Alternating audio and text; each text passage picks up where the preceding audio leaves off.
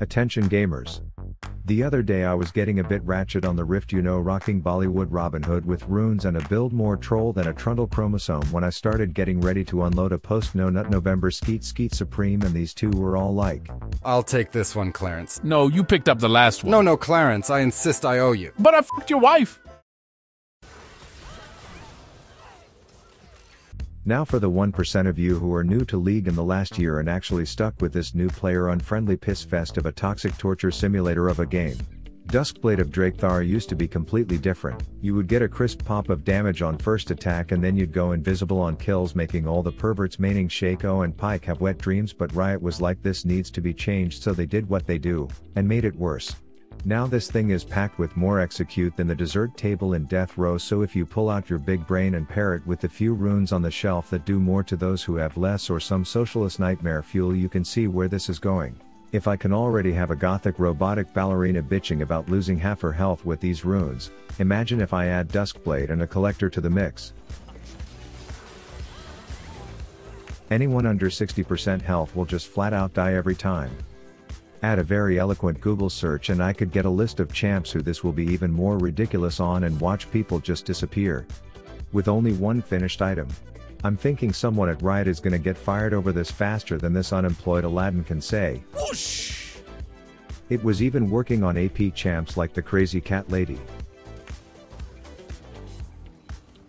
And today I will show clips from 3 champs where this feels ridiculous on, so buckle up because you are about to witness a montage you won't ever forget.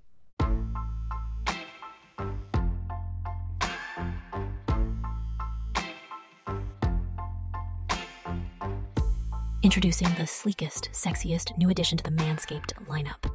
The ultra-compact face shaver that Rav just demonstrated on one of our models.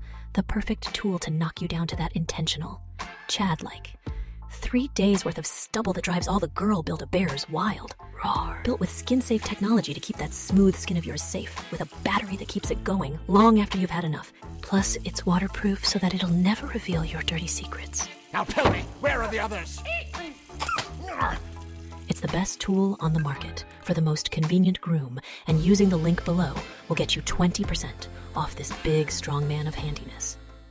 Now for those of you feeling awkward after that ad, try explaining to your wife that you just spent a day making a text-to-speech voice sound like an over-sexualized ASMR girl to commentate over you using a men's razor to shave her teddy bear.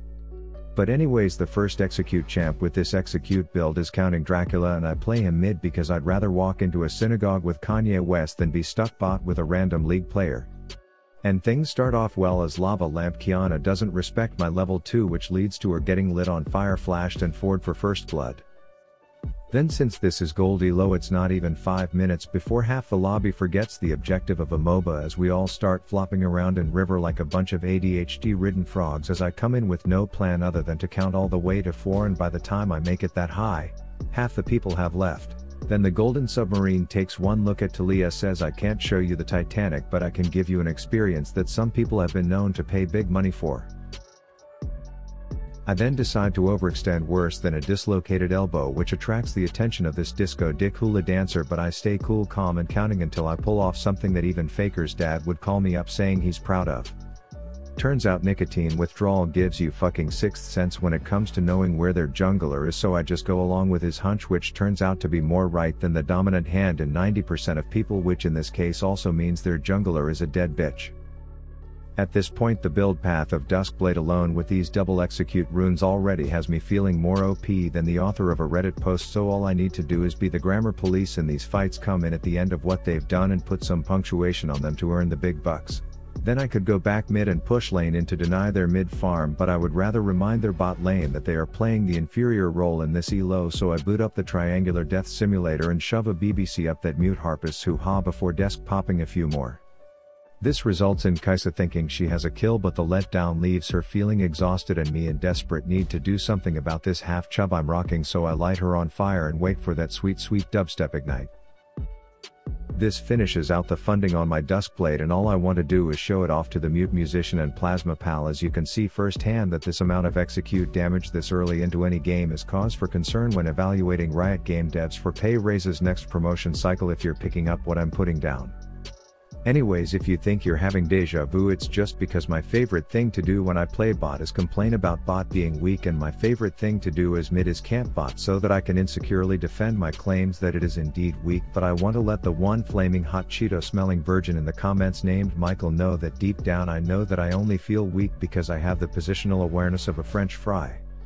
And if it wasn't for me flashing away and then tilting these shitters worse than the goddamn Tower of Pisa, they probably wouldn't have quit, and I would have been able to show you 15 more instances of what a fed mid laner does to your standard ADC in this elo. Game 2, I'm on Bollywood Robin Hood and my lane mate decided to involve herself in other people's business before laning phase like an inbred missing brain cells, so I slurp up this free level advantage like it's a chug jug, and then I act like I'm Aladdin's personal bouncer by stopping her from entering here. She calls in her drunk friend, and you may be thinking this looks like a fart's chance of breaking the sound barrier, but I had a plan. It was a bit flashy and in the end it worked out. At this point, every time my boomerang gets to second base with her, I greed a bit to get that extra trade because I know that with these runes and a local reaper it's only a matter of time before I cash another 3 hundo. Then Rift Jizz infected Butterfree comes in thinking she's gonna salvage the situation, only for my homeboy the Statue of Liberty to bail me out again as we send her off to the nearest Pokecenter.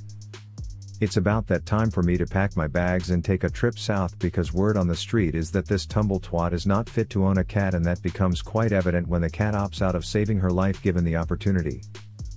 I then head top because some absolute ape decided to play Thresh top. Wonder what dumb shit YouTuber he got that idea from, but little does he know I played like 16 games on that shit before I got one worth showing, because stuff like this kept happening. I now have Duskblade, which means the next time Ninetales is positioning like she has 9 brain cells, it'll end in a super easy clean up with the piss pebbles from yours truly.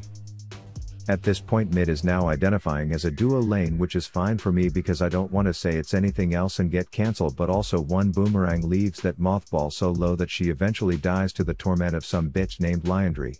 Then we focus on Ariana, whose bounty wasn't exactly grande after how much feeding she was doing.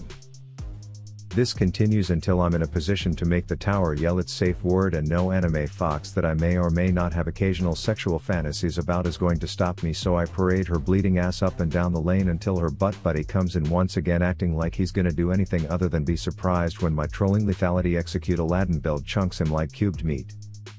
Add one more fight where a single auto boomerang is enough to burst down a carry at this point, and it should be of no surprise that this build had yet another team surrendering at 15.